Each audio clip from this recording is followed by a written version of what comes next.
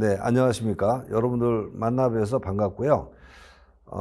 강의 들으시는 분들이 보험 업계에 계신 분들도 계시겠고, 또 학생이나 일반인들도 계실 건데, 이번 과정은 이제 문제풀이니까 가급적 쉽게 말씀을 드리겠지만, 조금 사전에 이론적인 공부를 좀 하시고 듣는 편이 좀 낫지 않을까, 이런 생각을 합니다. 자, 먼저, 우리가 이제 그 자동차 보험 이론과 실무를 공부하게 되면, 처음에는, 불법행위 부분에 대해서 공부를 좀 하게 될 것이고, 두 번째는 이제 교통사고와 관련된 교통사고 처리 특례법이나 이런 중요한 내용들을 좀 보게 될 겁니다. 그 다음에 자동차 보험 약관 해설이 되는 거죠. 그래서 대물배상, 또 자기차량 손해, 그 약관 해설 부분, 즉 보험회사의 보상 책임이 언제 발생이 되는지, 그 다음에 보상하지 않는 손해는 어떤 것들이 있는지에 대해서 각각 좀 살펴볼 것이고, 그 부분이 끝나게 되면 그 다음에 이제 보험금 지급 기준이 되겠죠. 보험금 지급 기준에 대한 사항들 역시 대물배상과 자기차량 손해로 구분을 해서 설명을 할 겁니다. 그게 끝나면 당연히 이제 손해액 산정이 끝나게 되는 거기 때문에 마지막에 행하게 되는 과실 비율에 대해서 학습을 하게 될 겁니다. 그게 끝나면 이제 사고 해석, 손상 진단, 또 보건수리 기법, 견적 기법 이렇게 갈 건데, 주요 사고, 그러니까 사고 해석이나 손상 진단, 보건수리 기법, 그 다음에 견적 기법 같은 경우에는 과거에 몇 년 전만 하더라도 시험에 자주 출제가 됐었어요. 자주 출제가 되면 물론이고, 출제되는 어떤 비율, 그러니까 문제의 어떤 비중도를 볼 때도, MS죠. 마켓시어 측면에서 볼 때도, 한 30% 내지 40%, 많을 때는 60%까지 나온 적이 있었어요. 그러나 이제 그 최근에는 이쪽 부분에서 그런 출제되는 빈도가 많이 작아졌습니다. 그래서 그 부분은 좀 중요하다고 생각되는 부분만 추려서 강의를 하도록 하겠습니다.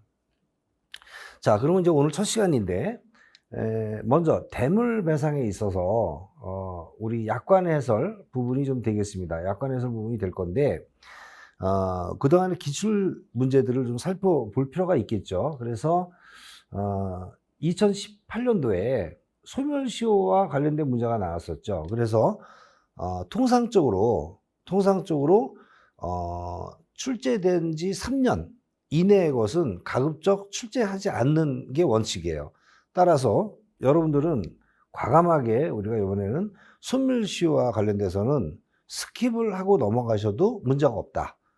즉 쉽게 얘기하면 다시 금년도에 소멸시효 문제가 나올 확률은 거의 없다, 이렇게 보시면 되겠습니다.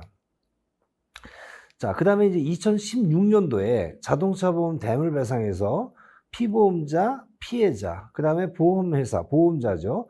보험회사의 책임관계를 설명을 하고, 피해자가 보험자에게 청구하는 행위가 되는 법률 근거, 요건, 청구 절차, 즉 손해배상 청구권자의 보험금 직접 청구권에 관한 문제였었어요. 그게 2016년도에 나왔었는데, 자, 요런 형태의 문제가 다시 또 나오기는 좀 쉽지 않다, 희박하다. 한 번 이벤트로 끝난다, 이렇게 보셔도 무리가 없을 것 같습니다. 자, 다음 문제는 좀 나름대로 이제 그 차량뇌물 쪽에 응용 문제가 없다, 이런 이슈가 좀 많다 보니까 언제냐면 2015년도에 나름대로 좀 응용한 문제가 나왔었죠. 응용 문제. 그래서 아파트 지하 주차장에서 시동을 켜고 정차 중에 엔진이 과열돼서 화재가 발생했다 이거죠. 그래서 차량이 전소가 되었고 화염에 의해서 주차장 내부 시설에 연소 손해가 발생이 됐는데, 화재 당시에 주차장 내부에 있는 소방 설비 스프링클러가 고장이 났어. 그래서 손해가 확대되었을 때 그때 손해배상 책임에 대해서 서술하라 하는 문제입니다. 사실은 굉장히 문제가 굉장히 뭐 그럴듯해 보이지만 사실은 굉장히 단순한 문제였었어요. 왜냐하면 자, 대물배상이죠. 차량이 전소가 돼서 화염에 의해서 주차장 내부 시설에 연소 손해가 발생했으니까 우리가 대물배상에서 이야기하는 피보험자가 피보험 자동차를 소유 사용 관리하는 동안에 생긴 피보험 자동차의 사고로, 자, 여러분하고 같이 자동차 구조정비 부분에 대해서 예상 문제를 풀어보는 그런 시간을 갖도록 하겠습니다. 우선 첫 시간인데 우리가 지난해 나왔던 문제를 좀 한번 살펴보면서 우리가 이제 올해 어떻게 시험을 준비할 건가 하는 부분에 대해서 이야기를 좀 해보고 싶은데요. 먼저 작년도에 자동차 구조 및 정비 이론 실무 부분에서 첫 번째 문제가 가솔린 엔진에서 연료 탱크 내 증발가스 누출 감시 장치의 구성 부품을 나열을 하고 연료 증발가스 누출 감시 원리, 고장 판정 방법을 서술하라는 문제가 나왔어요. 사실상 이 문제에 대해서 굉장히 말이 많았고 저부터도 이의 제기를 많이 했습니다. 왜냐하면 우리 손해사정사들이 예를 들어서 알아야 되는 내용들을 갖고 시험에 문제를 내는 것은 누구도 이의를 제기할 수가 없는 건데, 이거는 정말 고장 판정 방법, 벌써 이미 이건 정비사가 해야 될 일이고, 그 다음에 또 한 가지 이 문제에 있어서의 문제는 어떤 책에도 안 나와 있습니다. 답이. 여기 출제자가 묻는 답이 어떤 책에도 안 나와 있어요. 그래서 제가 인터넷을 다 뒤지다 보니까 구글 사이트에 이 문제와 여기에 달려있는 답안이 그대로 나와 있는데, 혹여 싶어서 제가 제3자를 통해서 내가 확인한 어떤 그런 정답의 내용이 그 출제자가 정답이라고 만들어 놓은 거하고 일치가 하는지를 좀 확인을 해봤더니 일치가 되더라고요. 너무나 사실 문제가 좀 많은 거고, 물론 작년 같은 경우에 한편 이해가 되는 점은 있어요. 급작스럽게 출제위원이 내일까지 만약에 입소를 출제위원들 다 어디로 모여라 이렇게 됐으면 오늘 저녁 때 출제위원이 갑자기 바뀌었어요. 무슨 사건이 있어가지고 갑자기 바뀌는 바람에 누군가가 급하게 들어갔겠죠. 들어간 사람이 개념이 없다 보니까 이런 문제를 낸 것 같아요. 그래서 작년에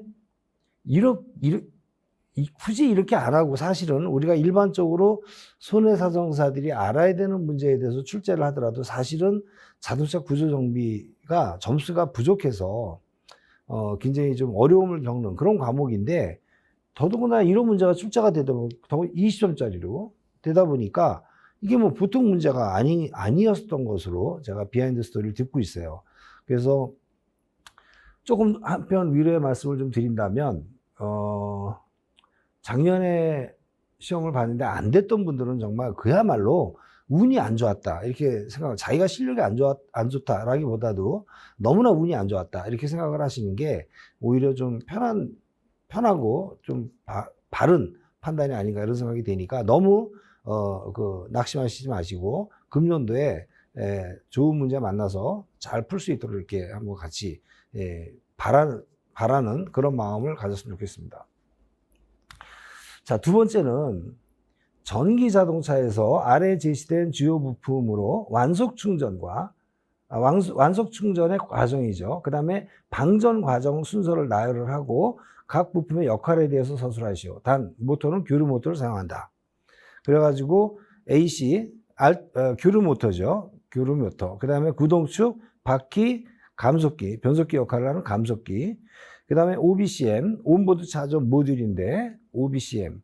그 다음에 PDU라고 해서 파워 디스트리뷰션 유닛이 있어요. 전기자동차에서. 이런 부분. 그 다음에 대용량 배터리. 요건 DC죠. DC, 직류를 사용하는 배터리. 그 다음에 인버터, 외부 전원. 그래서 이제 충전시키려면 외부 전원을 연결해야 되니까, 자, 이 문제가 나오고 같이 이거 3번까지 같이 얘기를 할게요. 3번에 연료전지 자동차의 FCEV, 그러면 Fuel Cell Electric Vehicle이에요. 그러니까 연료 전지 전기 자동차 이런 뜻이죠. 이제 그 연료전지 자동차의 스택이라는 게 있는데, 스택의 구성과 전기가 생성되는 원리를 서술하시오.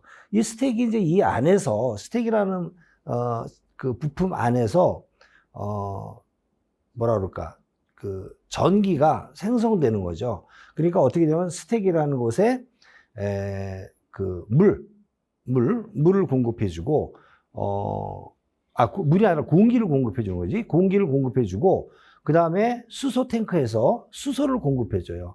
그러면 공기하고 수소하고 화학 반응을 일으켜서 생성돼 나오는 게 하나는 전기, 그리고 남는 게 물이에요. 물은 바깥으로 배출이 되는 것이고, 여기서 생성되는 전기는 이제 전기 자동차와 똑같은 원리를 사용하는 그런 겁니다.